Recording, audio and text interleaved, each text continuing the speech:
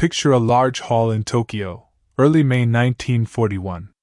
The windows are tall, letting in soft gray light that pools across long tables covered in maritime charts. The air smells faintly of paper, ink, and cigarette smoke. Outside, the city hums with the routines of a nation preparing for something vast and uncertain. Inside, senior officers of the Imperial Japanese Navy have gathered.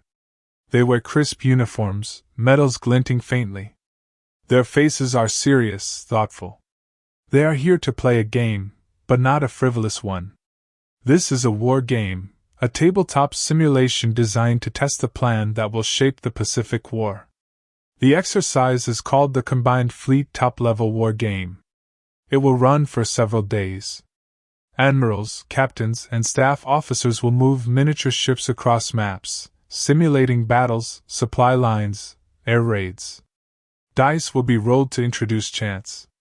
Umpires will calculate damage, losses, fuel consumption. The goal is simple: to test Admiral Isoroku Yamamoto's bold and risky plan, to strike the United States Pacific Fleet at Pearl Harbor, then sweep across Southeast Asia, securing oil, rubber, and territory before America can respond. It is an audacious strategy. It depends on speed, surprise, and the hope that America will sue for peace rather than fight a long war. But it also depends on things going almost perfectly. And so, in this quiet room, they will try to see the future. The officers take their positions. Some represent the Japanese fleet. Others play the role of the Americans, the British, the Dutch. The game begins.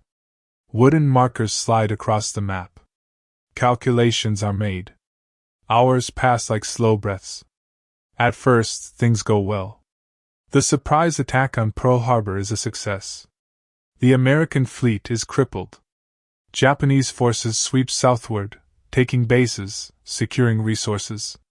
There is a sense of momentum, of inevitability. But then, cracks begin to show. American carriers, which were not at Pearl Harbor, begin to strike back. Japanese supply lines stretch thin. Fuel runs low. Losses mount. In one pivotal simulation, American planes find the Japanese fleet near Midway Atoll, and in the ensuing battle, Japan loses multiple aircraft carriers. The umpires calculate the damage. The result is clear: a catastrophic defeat. The kind of loss that could turn the tide of the entire war. The room grows tense. The officers stare at the maps. This is not the outcome they hoped to see. And then, something remarkable happens. The senior officer overseeing the game, Vice Admiral Mato Megaki, steps in. He reviews the results. He consults with others. And then, quietly, he adjusts the outcome. He rules that the damage was not as severe as calculated. Some of the sunken carriers are refloated. Losses are reduced. The battle at Midway, in this simulation, becomes a more manageable setback rather than a disaster. The game continues. Japan, on paper, moves forward. The players proceed with the rest of the scenario. The final reports will show a difficult but ultimately successful campaign. Outside, evening settles over Tokyo. The light fades. Inside, the officers gather their notes, their charts, their conclusions. They have seen a warning, and chosen to soften it.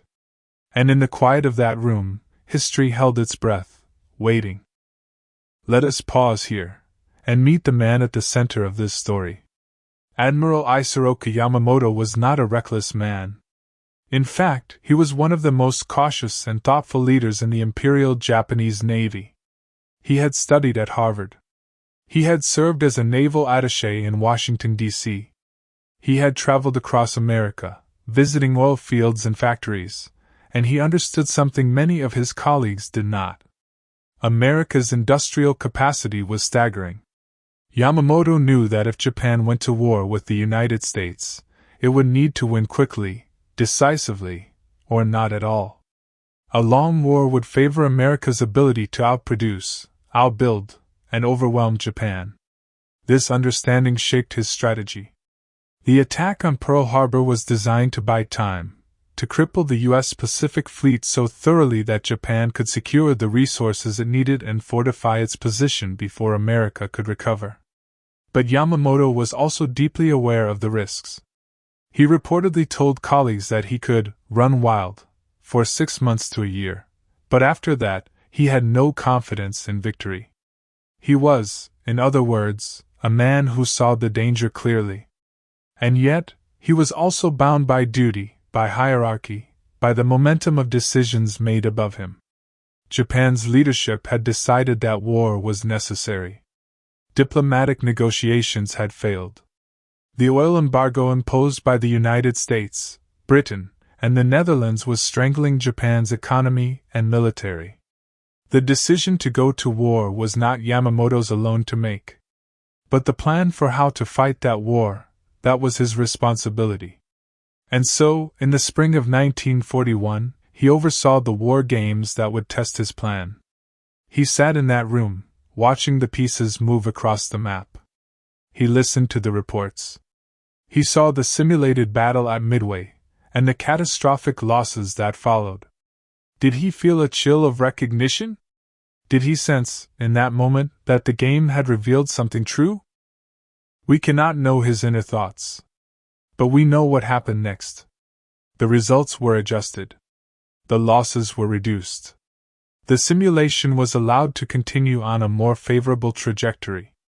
Some historians believe Yamamoto himself may have ordered the adjustment, or at least approved it. Others suggest it was Vice Admiral Ogaki acting on his own authority. Either way, the outcome was the same. The warning was softened. The lesson was blunted. Why? Perhaps because the alternative was unthinkable. To accept the simulation's result would mean acknowledging that the entire strategy was flawed, that Japan was heading toward disaster. And once a nation, a military, a leadership has committed to a course of action, reversing it is extraordinarily difficult. To do so would require admitting error, losing face, confronting powerful factions within the military and government who believed in the righteousness of the war. It is easier, in such moments, to adjust the numbers. To tell oneself that the simulation was too pessimistic, that real conditions will be different, that skill and courage will prevail where calculation suggests otherwise. Yamamoto, for all his brilliance and foresight, was still a man operating within a system. A system that rewarded confidence, decisiveness, and loyalty, not doubt. And so the war games ended. The reports were written.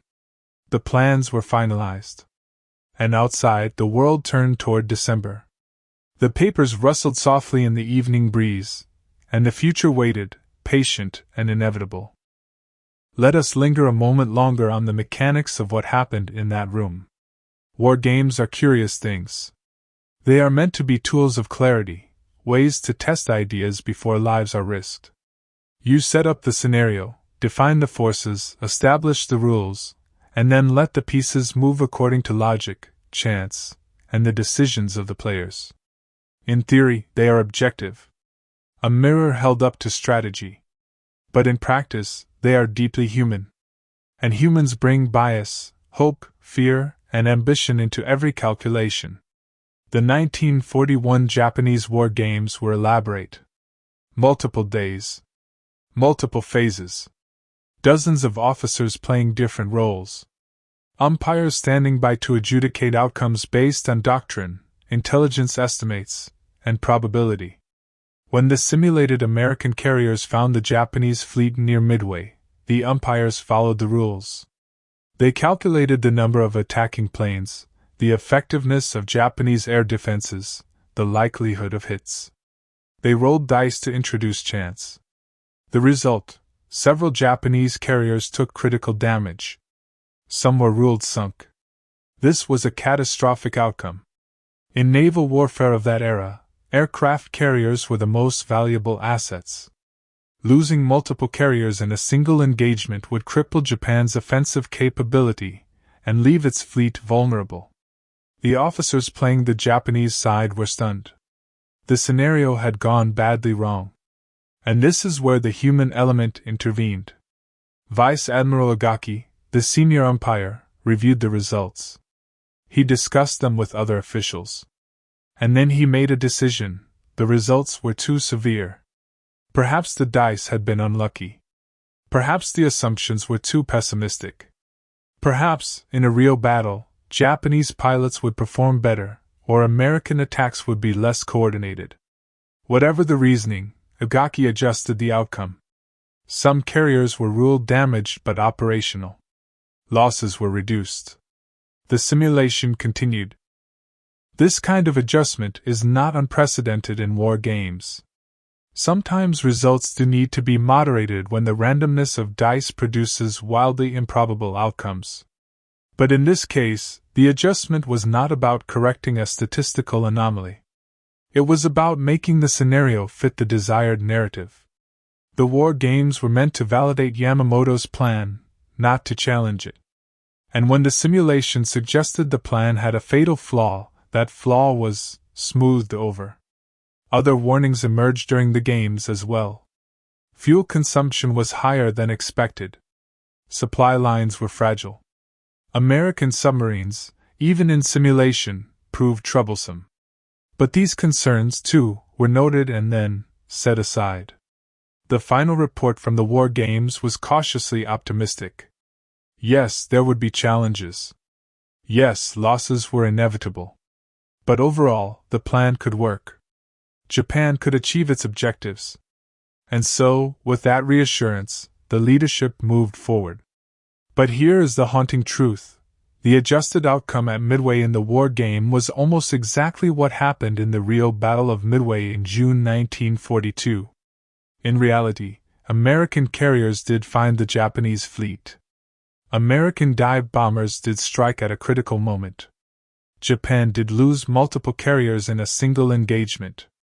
The defeat was catastrophic, and it marked the turning point of the Pacific War.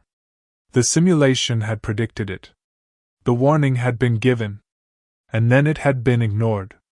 The wooden markers on the maps sat silent, holding a secret no one wanted to hear. There is a peculiar danger in certainty. When a plan is set in motion, especially a plan born of desperation and necessity, it gathers a kind of momentum. People invest in it. Reputations are staked on it. Resources are committed. And slowly, the plan transforms from an option into an inevitability. By the spring of 1941, Japan's leadership had already traveled far down the road toward war. Diplomatic talks with the United States had stalled. The oil embargo was biting. Military factions within the government were pushing for action.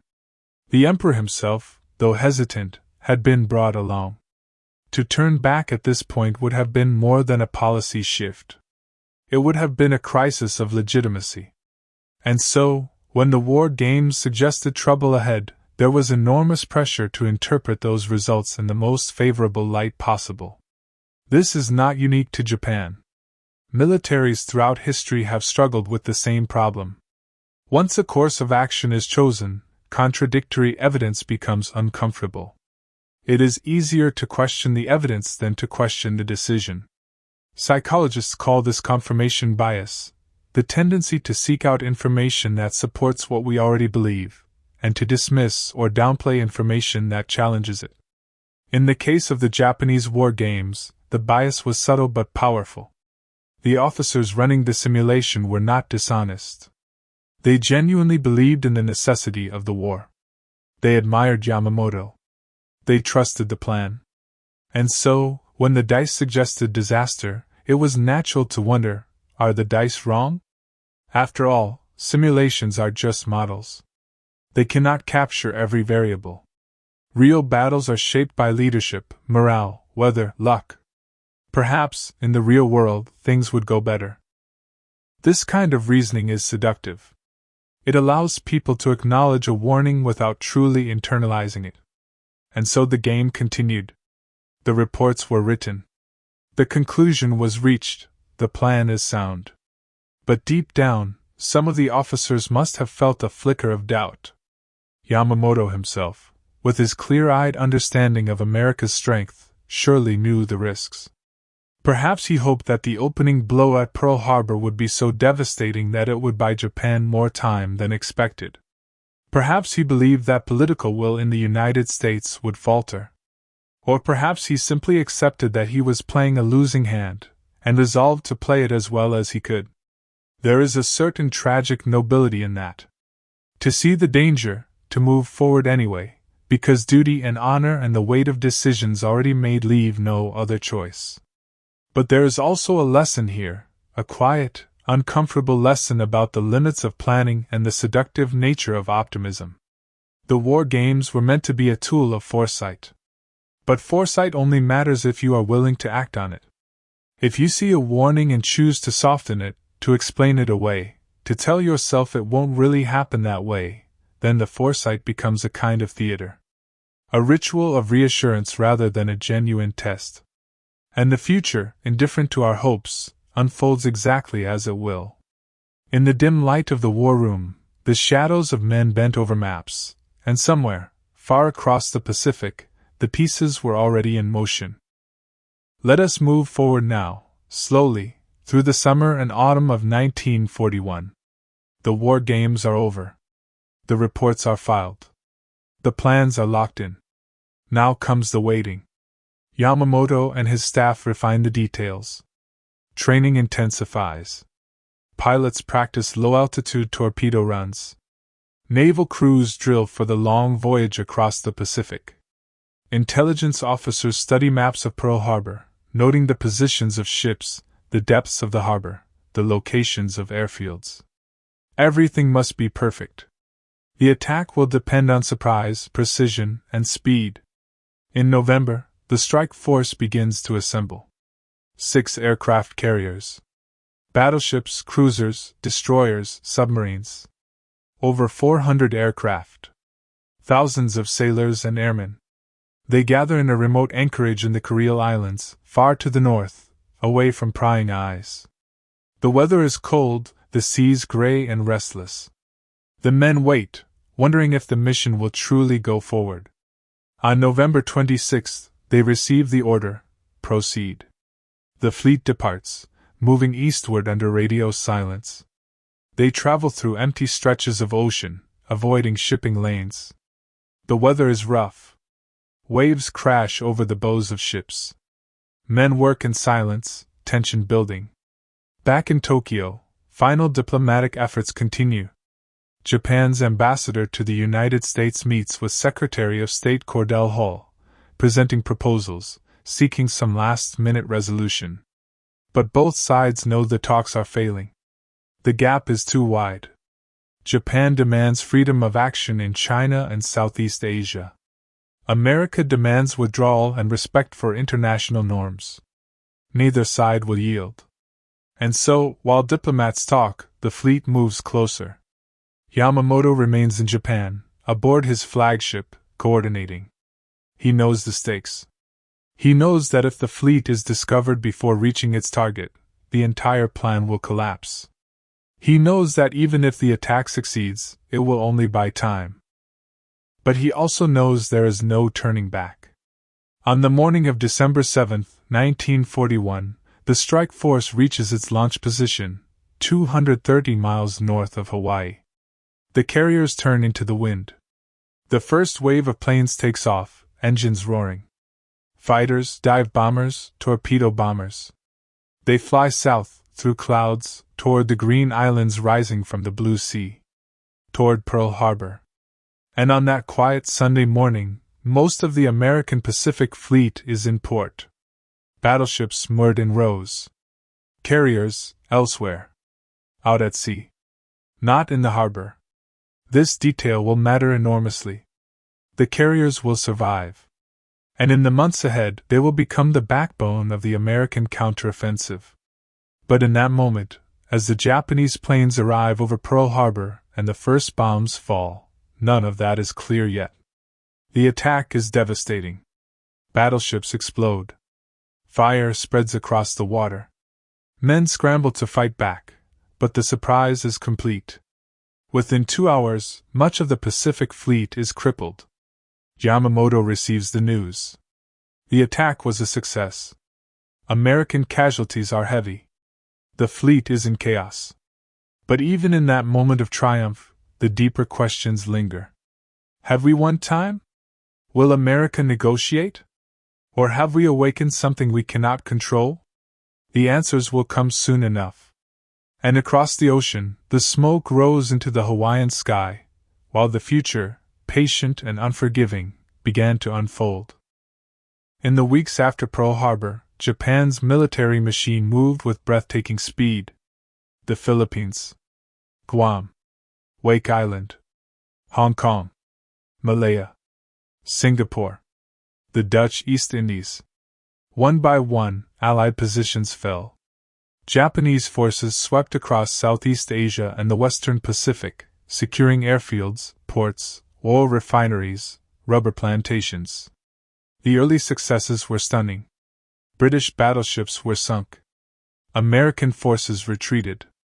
Colonial powers, stretched thin by the war in Europe, could not hold. For a moment, it seemed as though Yamamoto's gamble had paid off. Japan had delivered a knockout blow and seized the resources it needed. Perhaps, the thinking went, the Allies would accept the new reality and negotiate a settlement. But that hope was illusory. In Washington, President Franklin Roosevelt addressed Congress the day after Pearl Harbor. His words were calm, deliberate, and final. A date which will live in infamy. Congress declared war with near unanimous support. The American public, shocked and outraged, rallied. The industrial giant Yamamoto had feared began to stir. Factories retooled. Shipyards expanded. Workers poured in. Liberty ships, destroyers, carriers began sliding off assembly lines. America was not suing for peace. It was mobilizing for total war. And in the Pacific, the U.S. Navy's surviving carriers began to strike back. In April 1942, American bombers launched from the carrier Hornet raided Tokyo in the Doolittle raid. The damage was minimal, but the psychological impact was profound. Japan's home islands were not invulnerable. Japanese leadership, rattled, decided to extend the defensive perimeter.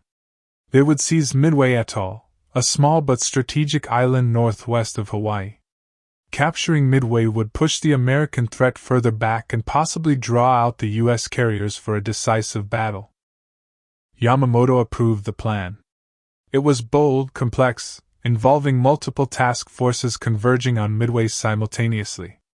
But it was also exactly the kind of operation the 1941 War Games had tested and warned against. Once again, Japanese forces would be stretched thin. Once again, they would depend on surprise and speed. Once again, they would be vulnerable if American carriers appeared at the wrong moment. And once again, senior leadership was confident. After all, everything had gone so well thus far. Why should Midway be different? But this time, the Americans had an advantage the Japanese did not know about: codebreakers. U.S. Navy cryptanalysts had partially cracked Japan's naval codes. They could not read everything, but they could read enough. They knew Midway was the target. They knew when the attack would come. Admiral Chester Nimitz, commanding the Pacific Fleet, positioned his carriers northeast of Midway, out of sight, waiting. The Japanese fleet approached, confident and unaware. On the morning of June 4, 1942, Japanese planes attacked Midway's airfields. The base fought back. American planes from Midway counterattacked the Japanese fleet, but most were shot down. The Japanese carriers prepared to launch a second strike. Planes were brought up from the hangars. Bombs were loaded.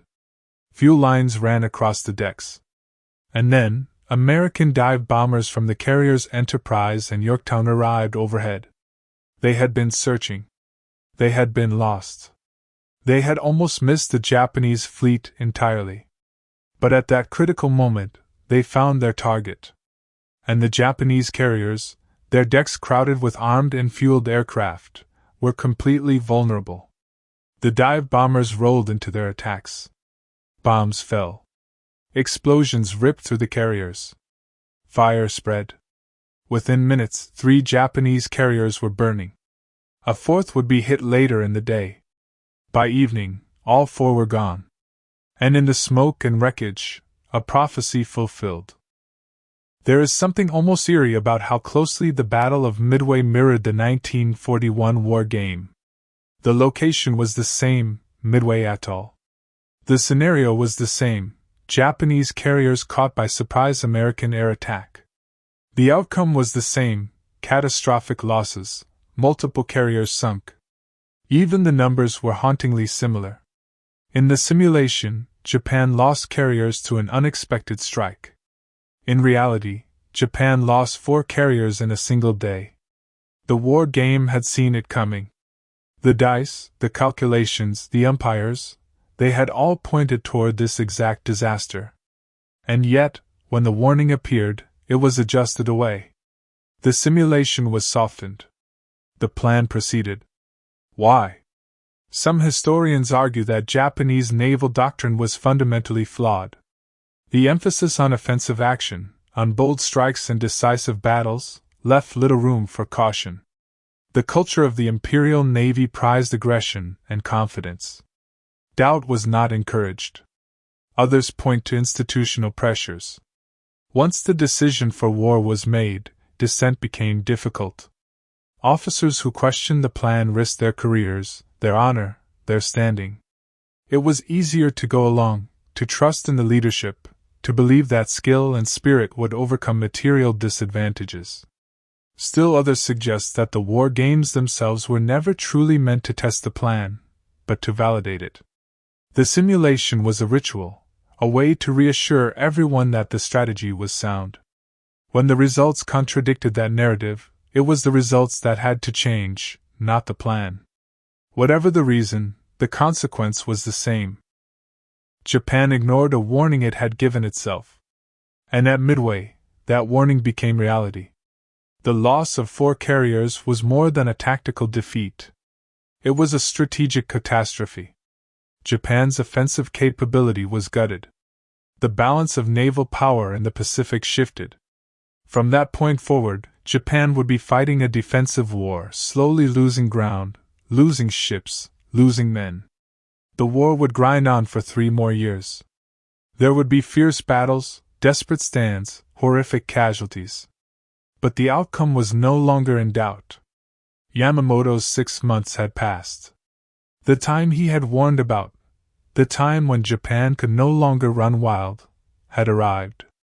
And America, with its vast industrial strength, began to roll forward. Yamamoto himself survived Midway, but he knew what it meant. He had always known. The catastrophe he feared had come to pass. In April 1943, American codebreakers intercepted a message detailing Yamamoto's travel plans. He was flying to the Solomon Islands to inspect troops. American fighters were dispatched. They intercepted his plane over the jungle island of Bougainville and shot it down. Yamamoto died in the wreckage. The man who had planned Pearl Harbor, who had seen the danger, who had tried to win an unwinnable war, was gone. And the war continued without him. But the lesson of the war games remained. It lingered in the archives, in the memories of the officers who had been there, in the quiet realization that they had seen the future, and chosen not to believe it. It is a lesson that echoes far beyond 1940s Japan. It speaks to the difficulty of challenging assumptions, the danger of optimism unchecked by reality, the seductive comfort of adjusting uncomfortable truths. Foresight is a gift. But only if we are brave enough to accept what it shows us. And in the silence of history, the lesson waits. Let us step back now, away from battles and dates, and consider something quieter. Why do we adjust the game? Why, when faced with evidence that our plan might fail, do we soften that evidence rather than change the plan? The answer lies in something deeply human, the need for hope.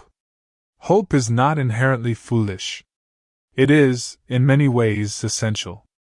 Hope allows us to take risks, to try difficult things, to persevere in the face of uncertainty. Without hope, ambition withers. Without hope, we might never attempt anything at all. But hope has a shadow side. When hope becomes untethered from reality, when it transforms into wishful thinking, it can lead us astray. The officers in that Tokyo war room in 1941 were not stupid. They were educated, experienced, intelligent men. They knew war was dangerous. They knew America was powerful. They knew the risks. But they also needed to believe the plan could work. Because the alternative was despair.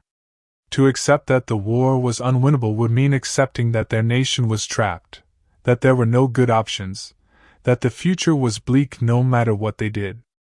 And so, when the simulation showed disaster, it was easier to believe the simulation was flawed than to believe the plan was doomed.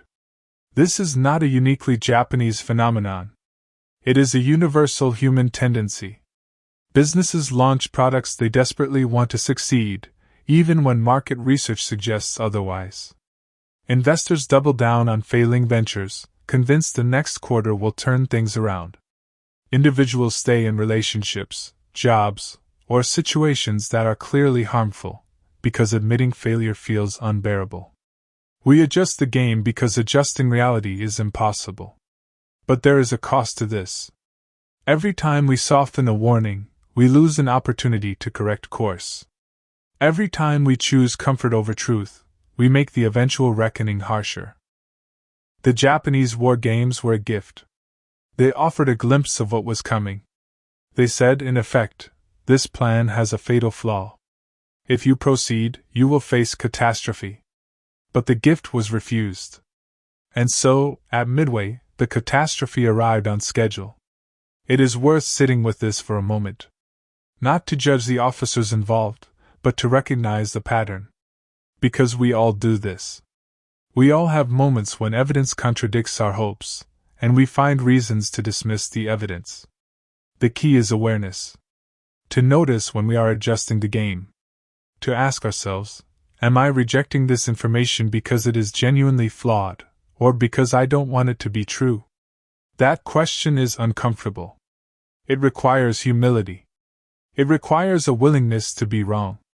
But it is also the only path to wisdom. The officers in Tokyo did not lack intelligence. They lacked the freedom, the institutional space, the cultural permission to say, this plan will not work. Let us find another way.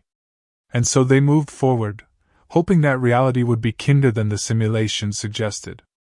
Reality was not kind. But even in that tragedy, there is a lesson. A lesson about the limits of planning, the danger of certainty, and the quiet courage it takes to accept hard truths. It is a lesson whispered across decades, from that quiet room in Tokyo to wherever we sit now, facing our own plans, our own hopes, our own uncomfortable warnings. And the question remains, will we adjust the game, or will we listen? As we near the end of this story, let us gather the threads together, gently, like folding a blanket. The story of the Japanese war games is not just a story about military strategy. It is a story about human nature, about the choices we make when facing uncertainty, about the tension between hope and honesty. And it offers lessons that extend far beyond war rooms and naval battles. Lesson 1: Seek disconfirming evidence. It is natural to look for information that supports our beliefs. But the most valuable information is often the information that contradicts us.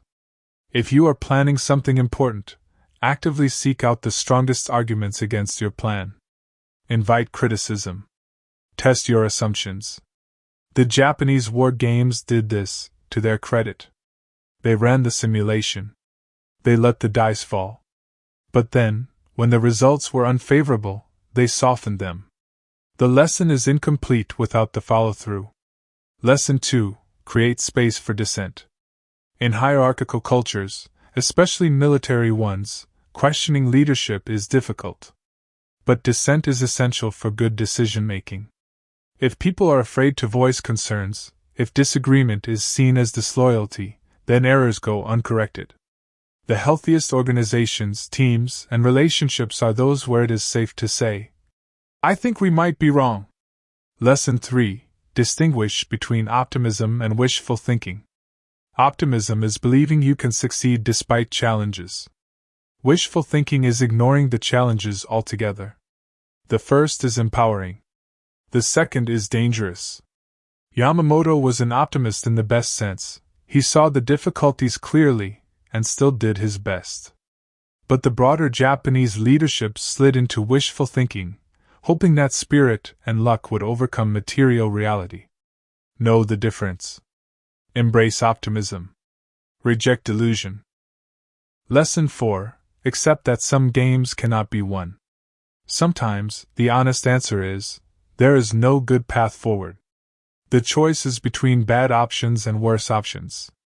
In those moments, the bravest thing you can do is acknowledge the reality, cut your losses, and seek the least harmful outcome. Japan, by 1941, was in an incredibly difficult position. The oil embargo was strangling its economy. Its ambitions in China were stalled. Its options were limited. But choosing war with the United States was choosing a path that led almost inevitably to destruction. Walking away from a bad situation is not cowardice. It is wisdom.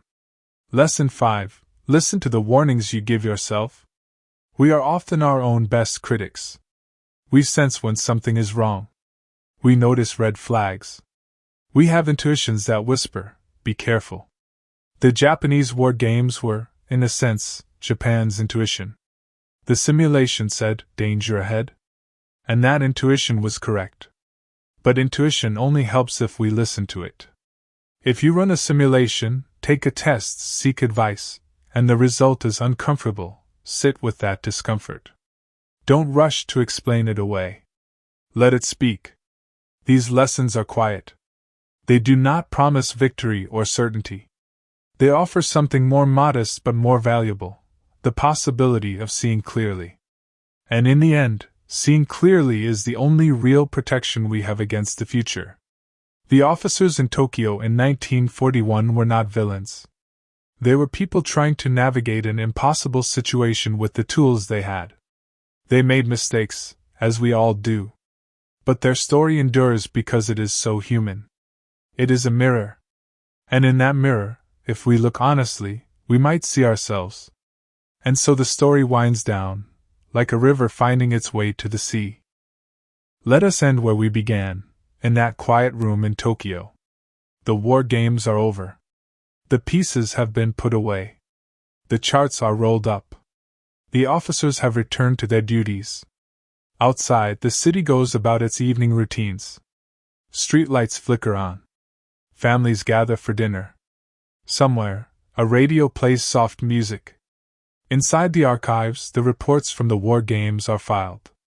They sit in folders, in cabinets, among thousands of other documents. The details of the simulation, the adjusted results, the discussions, all of it preserved, waiting. Decades will pass before historians find these records and piece together what happened. Before the full irony becomes clear, that Japan predicted its own defeat, adjusted the prediction, and then lived through that defeat exactly as foretold. But in that moment, in May 1941, no one knows the future. The war has not yet started. The battles have not yet been fought.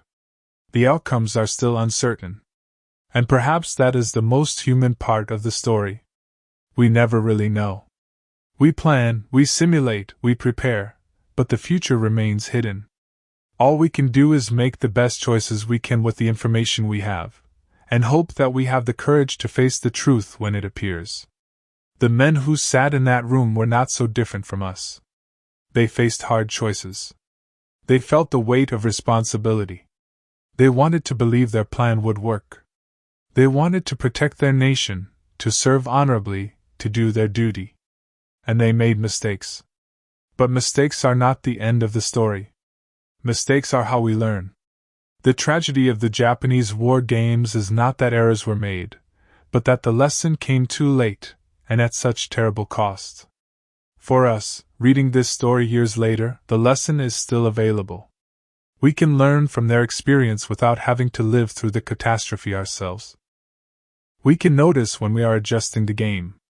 We can pause before committing to a course of action. We can ask the hard questions. We can listen to the warnings. And maybe, just maybe, we can avoid walking into disasters we saw coming. That is the gift of history. It allows us to live 1,000 lives, to see 1,000 mistakes, to gather wisdom without bearing the full weight of the consequences. And so, as you drift towards sleep tonight, let this story settle quietly in your mind. Let it be a gentle reminder that the future is shaped by the choices we make today. That courage sometimes means changing course. That wisdom is found not in confidence, but in humility. The war games in Tokyo ended. The war began. The battles were fought. The carriers sank. The years passed. And now, all of it is history, distant, preserved, quiet. But the lesson remains alive. Passed down through the decades. Whispered across oceans and languages and generations. A lesson about listening. About seeing. About the bravery it takes to accept a hard truth. And now, let the lesson rest. Let your thoughts slow. Let your breathing deepen. The story is told. The past is at peace. And you are safe, warm, drifting gently towards sleep. Good night.